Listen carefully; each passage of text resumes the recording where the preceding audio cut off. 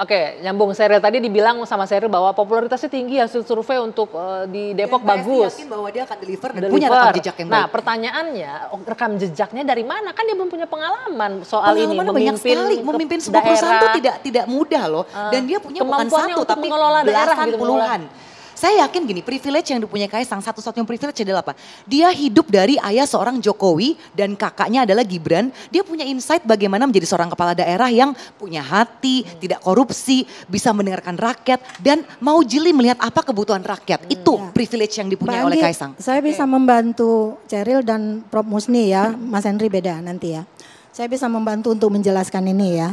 Artinya gini, ketika Pak Jokowi menjadi wali kota, dia bukan seorang fungsionaris partai. Dia adalah pengusaha. Nampaknya memori Kaisang ini melekat di sana. Jadi dalam teori belajar sosial Kartoplan itu dinyatakan ini proses asosiasi namanya. Lalu dia mencoba dikembangkan dengan proses reinforcement. Ternyata bapak gua yang cuma pengusaha bisa kok jadi wali kota. Tadi kan masalahnya adalah yang kita perdebatkan ini bukan soal karena dia tidak punya pengalaman. Pak Jokowi tidak punya pengalaman, sudah terjawab oke. Sekarang ini yang belum terjawab adalah bahwa dia kan anak presiden. Oke lah dia bisa kayak bapaknya dulu pengusaha kok bisa kok jadi wali kota. Bahkan 2 kali terpilih. 2 periode di Solo, bisa naik menjadi gubernur, jadi presiden sekaligus, itu sudah terjawab ya, soal latar belakang, soal kemampuan. Kaisang ingin mengimitasi langkah bapaknya. Mengimitasi dan begitu. Teori menyediakan untuk itu. Namanya teori social learning teori, asosiasi, reinforcement, dan imitasi. Jadi 3 teori ini sudah berlaku berpuluh-puluh tahun. Nah konsepnya yang sekarang kita perdebatkan soal kepatutan tadi ya. Pak Musni berdiri, Mas Henry juga tidak patut karena dia anak presiden. Lalu anak presiden yang masih menjabat. Sheryl menjawab. Tapi nanti ketika dia melakukan pemilihan kalau benar dia akan dicalonkan, Pak Jokowi tidak lagi presiden. Nah, Pak Musni bagaimana tanggapannya gitu? Pak, 2024 Pak Jokowi bukan presiden, jadi Kaisang bukan lagi karena anak presiden dia maju. Iya kan. Sudah lolos 2 orang ya, sudah lolos 2 orang. Oke lah, sudah 2 orang. Tinggal 1. Ya kita lihatlah. Kan belum tentu juga di Solo, di Depok ya.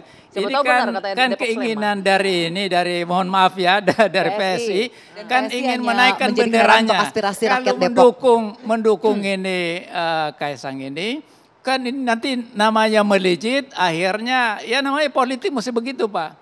Memanfaatkan momentum untuk menaikkan popularitas. Nah, itu nggak salah untuk PSI. Nah, bagi saya yang sebentar, ini saya perlu memperjelas. Jadi PSI sekarang sedang menunggangi popularitasnya Kaisang. Iya.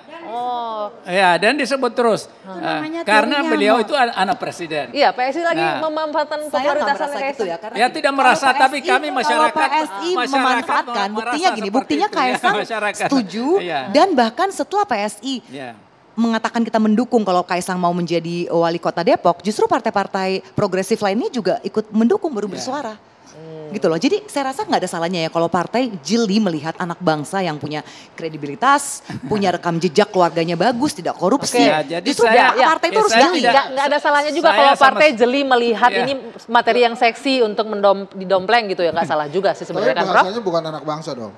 Jadi nggak salah dong kalau partai politik ngelihat anak presiden punya potensi gitu kan. Oh bukan, ya anak bangsa juga lah. Iya anak bangsa. Tapi anak ini kan presiden anaknya 3, 2 sudah lolos. Tinggal Mas Kaisang. Pertanyaan saya kan patut atau tidak. Ya terserah lah, ada yang mau bilang tidak patut boleh, yang bilang patut boleh. Kalau saya berpihak pada kalau menurut saya tidak patut. Kalau menurut masyarakat gimana hasil surveinya Kedai Kopi? Ini 58,8% masyarakat Indonesia tidak setuju dinasti politik. Ini yang Juni 2023 ini paling baru nih. Tidak setuju dengan dinasti politik, ini kaitan dengan Kaisang maju lagi dia. Kaisang maju nih ya? Enggak ada tentang Kaisang. Secara general tidak setuju dengan dinasti politik. Jadi menurut saya, tadi kan ada perdebatan, nanti kan di 2024 November Pak Jokowi sudah tidak lagi menjabat sebagai presiden. Itu bagus kalau kemudian memang ada proses demikian. Tapi kan tadi saya sudah katakan sudah lolos 2. Jangan sampai kemudian masyarakat beranggapan bahwa atau bercanda nih Pak Jokowi, maaf ya, untung aja anak Pak Jokowi cuma 3 gitu kan. Nah sekarang apakah Kaisang boleh? Boleh. Bisa nggak? Bisa. Tapi lagi-lagi pertanyaannya patut atau tidak. Tapi kalau ditanya PSI boleh nggak? Ya boleh. Patut atau tidak? Ya ini patut untuk PSI supaya apa? makin populer, makin dibicarakan. Kan PSI ini menurut saya salah satu strategi yang keren banget itu adalah menumpang Pak Jokowi popularitasnya. Yang kedua jadi jubirnya Anies Baswedan, gitu kan. Sekarang udah berhenti nih jadi jubir Anies Baswedan. Jubir Anies Baswedan atau kritikus Anies Baswedan? PSI itu sering banget nyebut Anies Baswedan soalnya. Sebenarnya ada nama-nama lain yang kita juga calonkan untuk kepala-kepala daerah di berbagai tempat. Tapi karena memang ini anak presiden aja jadinya media memang nanyanya itu terus gitu loh. Bukti di DKI kita juga memajukan nama Grace Natali apa, tapi kan media memilih sendiri mainannya apa. Jadi bukannya PSI mau mendompleng atau apa ya, tapi media yang juga memilih. Sekarang ada Helmi Yahya kan? Sebenarnya tentang etis tidak etis, patut atau tidak patut sudah dijawab. Tadi kan 56% masyarakat tidak setuju dinasti politik. Oke, berarti kan kalau nanti Kaisang maju, kan Pak Jokowi tidak presiden lagi. Kita lihat kalau yang tidak setuju akan menentukan pilihannya di sana. Biarkan rakyat yang menjawab. Biarkan rakyat yang menjawab. Sekarang ini dong, kita jawab nih. Ini kira-kira Depok Jawa Barat atau Depok Sleman, Yogyakarta? PSI udah tahu belum? Jangan-jangan. Apalagi itu berat wilayah PKS. Iya sebentar, enggak jangan-jangan PSI-nya ketipu juga. Berprinsip Soeharto kita lengserkan itu dengan isu KKN dan apa yang kita sebutkan tadi ini merupakan bagian dari nepotisme dan itu kita harus sampaikan agar tidak dilakukan.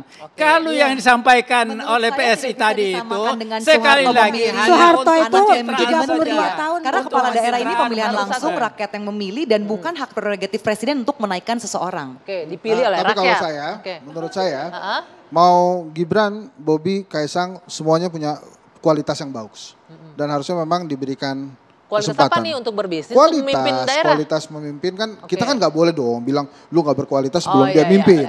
Gitu kan. Itu jadi boleh-boleh aja. Nanti kita tinggal buktikan apakah Mas Kaisang mau berpromosi ala Aldi Taher. Kalau menurut saya yang tadi dengan Mbak Erina tuh promosi ala Aldi Taher. Gak usah pilih saya, tapi ngarep gitu ya.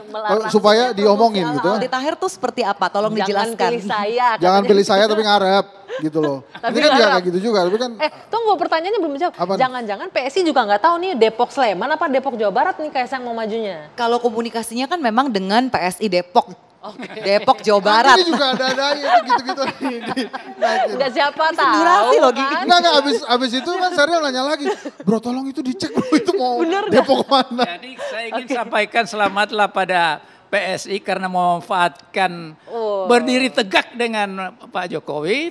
Terus memilih Kaisang ini untuk memenangkan pertarungan 2024. Berdasarkan asas meritokrasi yaitu skill dan capability-nya. Oke, baik. Terima kasih Bapak Ibu semuanya, luar biasa. Menarik sekali diskusi kita malam hari ini. Kita akan tunggu jawabannya di Depok mana Kaisang akan maju dan biarkan rakyat yang akan menentukan apakah Kaisang akan jadi pemimpin kepala daerah atau tidak. Saya akhiri dua sisi malam hari ini. Saya Dwi Anggia, selamat malam. Kita jumpa lagi pekan depan. Sampai jumpa.